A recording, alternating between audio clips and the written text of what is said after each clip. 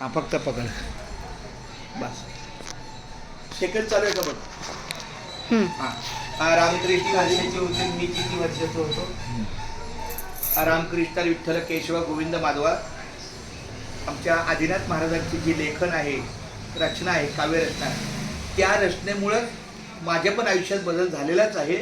आणि होणारी जी पिढी आहे, विद्यार्थी पिढी, त्यांना पण चांगला आमोरागला बघतो. साधी आणि सोपी रचना आहे. कर काही थोडं तरी जीवनात या मुखी नाम घ्या रे सद्गुणी व्हारे. भगवंताच्या चरणी सदा लीन व्हावे. कर काही थोडं तरी जीवनात या. अवगुणात परिभूत्या कष्टा पाता रे. असू द्या.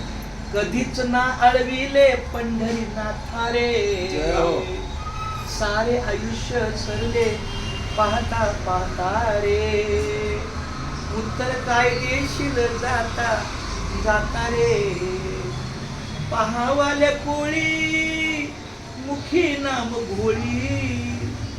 सत्याची आरोळी केली पापाची होळी. कर काही थोडं तरी जीवनात या. कुठवर करशील साधू संतांची निंदा. कसा संकटी धाव घेईल गोविंदा. थोर ते सांगून थकले तीनदा.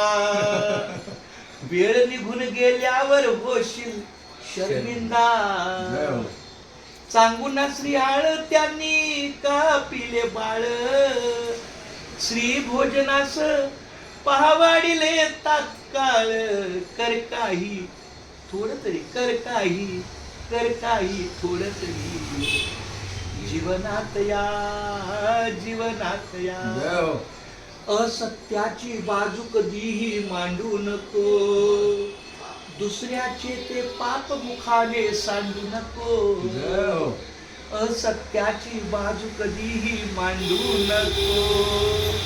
दुसऱ्याचे ते पाप मुखाने सांडू नको. भक्तीची दर जिद्द मागे राहू नको. गुरुमार्गाने चाल भलताच वागू नको. दारू गांजा मटका साऱ्या संसाराला फटका. आदिनाथ सांगे तुम्हा खाऊ नका हो गुटखा. कर काही थोडं तरी जीवनात या. मुखी नाम घ्या रे सद्गुणी व्हारे. भगवंताच्या चरणी सदा लीन व्हावे.